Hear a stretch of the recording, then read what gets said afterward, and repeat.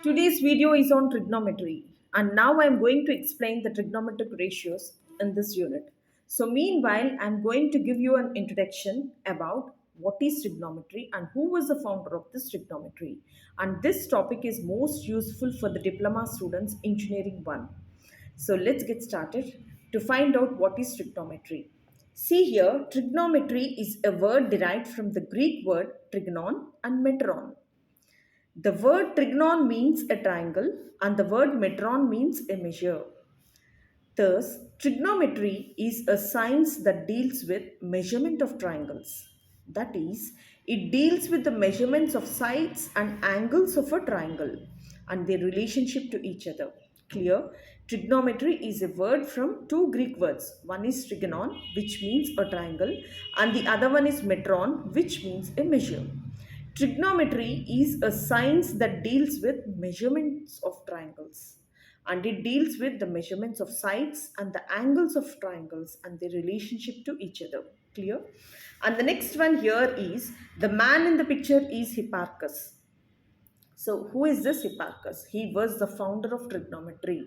And look here, Hipparchus was a Greek astronomer, geographer, and mathematician of Hellenistic period and is known as the founder of trigonometry. Hipparchus was born over 2200 years ago. His birth year was about 190 BC and his birthplace was an ancient Greek city of Nicaea. The ruins of city can still be seen in the town of Iznik, Turkey. And next one, very little of Hipparchus' original work has survived. Most of the information which we have about the work of the Hipparchus comes from Ptolemy. He was the first Greek to develop the quantitative and accurate models for the motion of sun and moon, making use of the observations and knowledge accumulated over the centuries by the Chaldeans from Babylonia. He was also the first to compile a trigonometric table which allowed him to solve any triangle. Based on the solar and the lunar theories and his numerical trigonometry, he was probably the first to develop a reliable method to predict solar eclipses. Hipparchus discovered the precision of the equinoxes and observed the appearances of a new star in nova.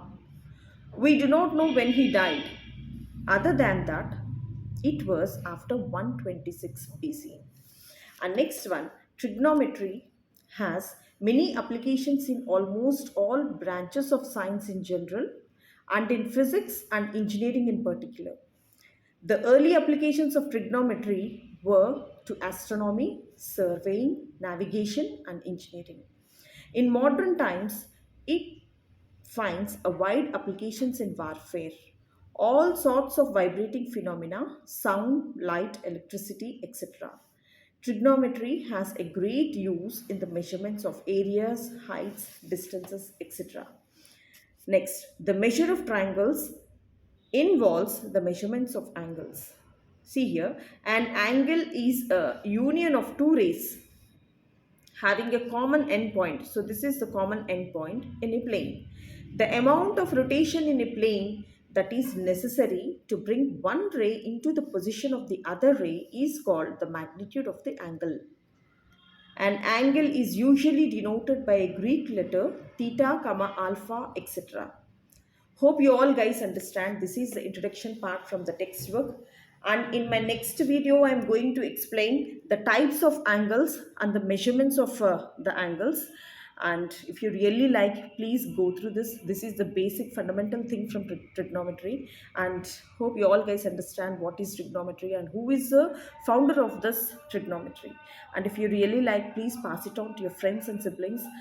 And hope you all will watch my upcoming videos which is related to the trigonometric ratios. All the diploma students, please enjoy these videos and keep learning and keep growing. Thank you so much for watching.